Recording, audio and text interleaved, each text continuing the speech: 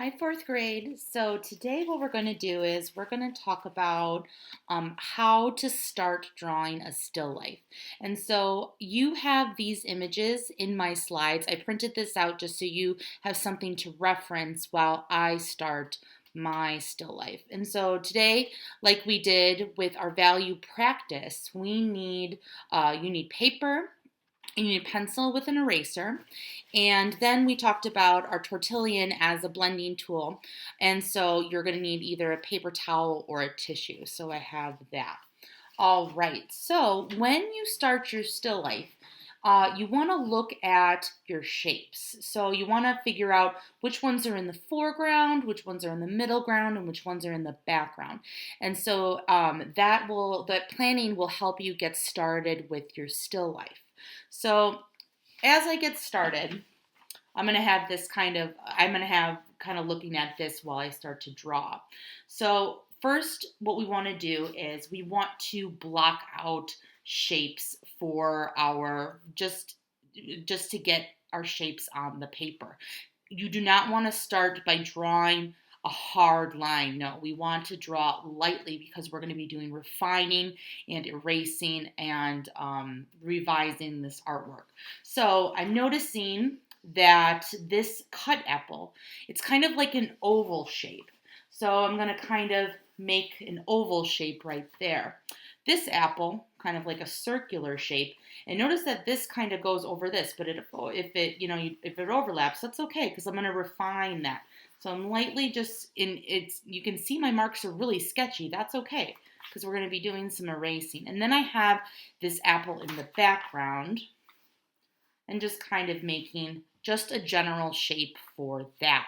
Now that I have my general shapes laid out, now I'm going to start to refine the shapes. We talked a lot about refining in our last class. So that's going back and making changes, making your artwork look better, a little more realistic. So if I'm noticing, and I know you can't see this right now, but I can. So I'm noticing that my stem there's like a little dip in there with a little line. So I'm going to start to do that. And my objects are not perfectly round. I'm noticing that there's some bumps and there's some irregularities. So I'm going to start to draw that out. Let's see. So I'm noticing that little bump kind of in the apple. And remember, if you mess up, that's okay. You can always erase it.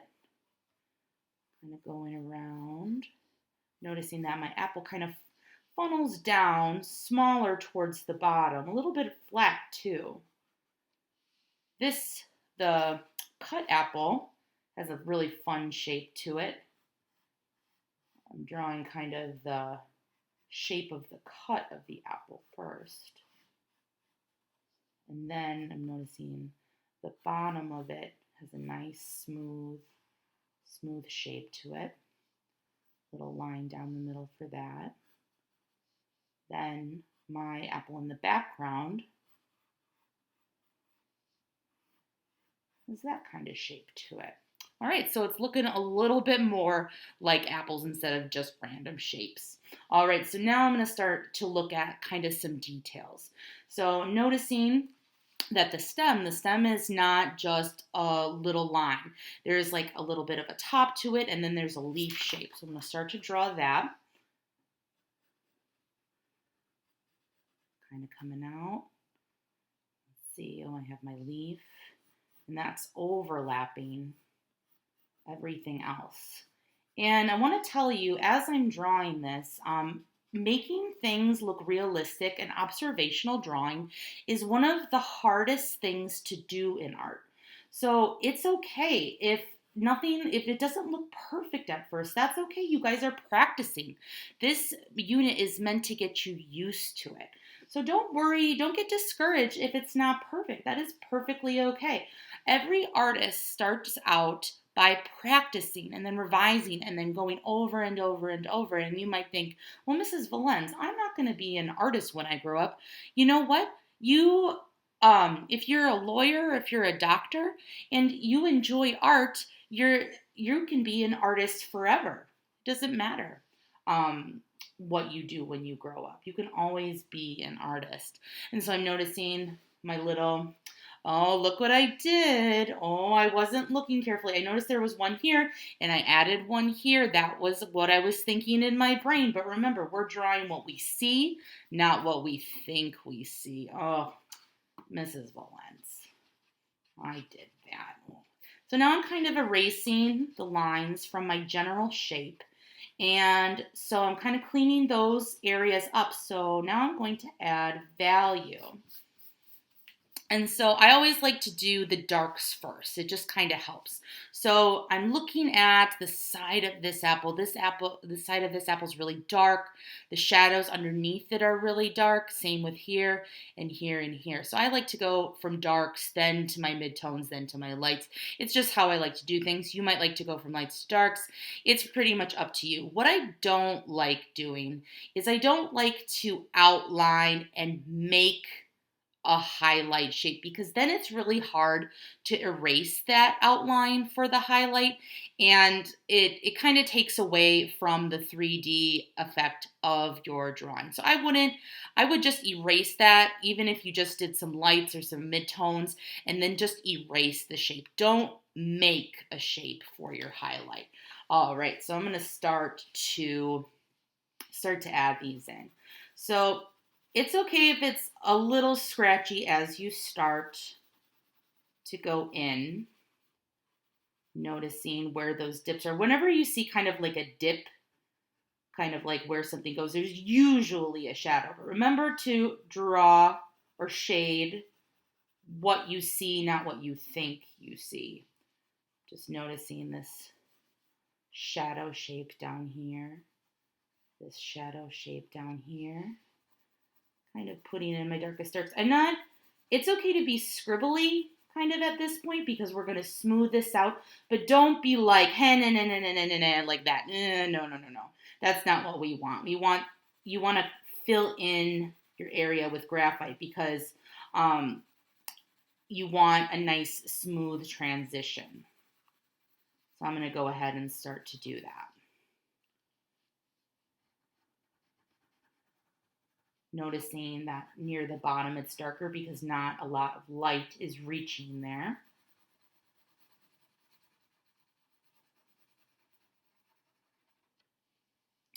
And also, in addition to this, this is going to be filled in with lights because it's not perfectly white. Remember, the only thing that should be perfectly white is your highlight.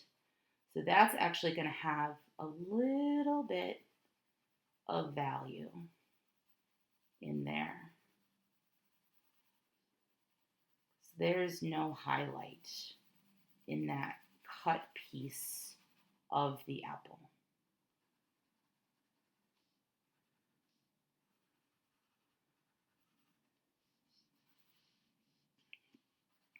You might want to do one at a time. I kind of like to work kind of all over the place. It doesn't really matter. Sometimes you just want to work all over the place. Sometimes you want to do one at a time. It's pretty much up to you. Noticing some really dark darks over in this crevice where not a lot of light is hitting.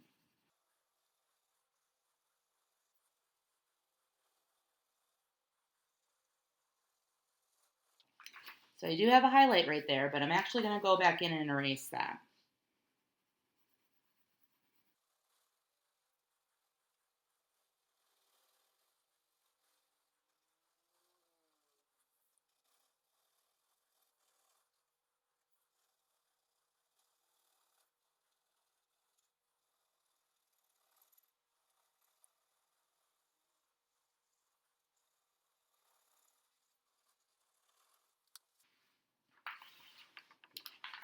All right, so that's the start of it so far.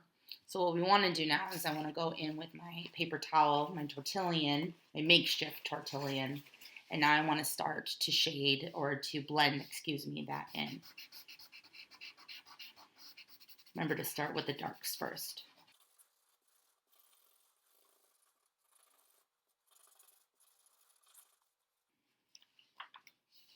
I'm going to shift this a little bit. I'm going to shift to a clean space because I'm going to blend in these lights.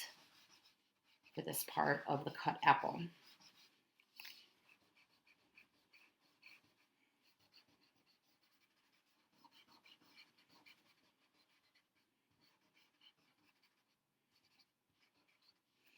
Great, that's looking better already. So now what I'm going to do is I'm going to do some refining because our tortillon kind of made things a little bit fuzzier. So I'm going to clean up the edges. I'm going to put in these highlights and maybe go back in and even create some more darks. Let's see. Have a highlight right here.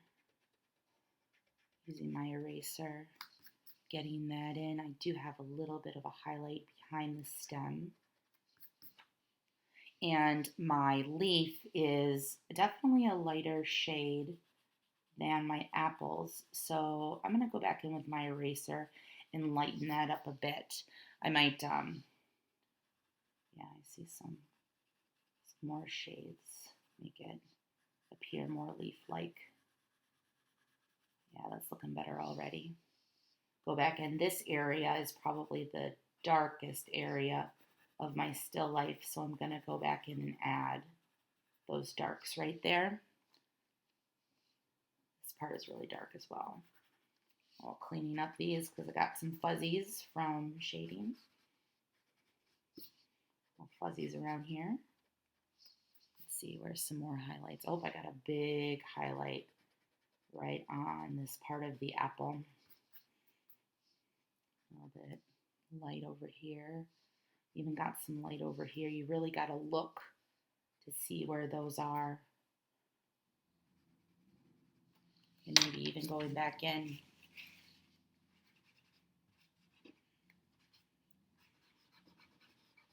And smoothing those transitions out again.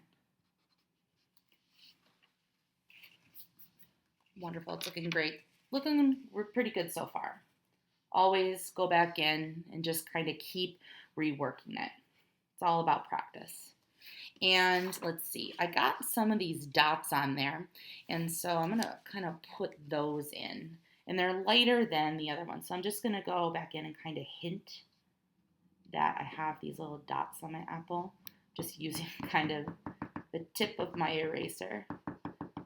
The dots you don't really have to be that perfect with.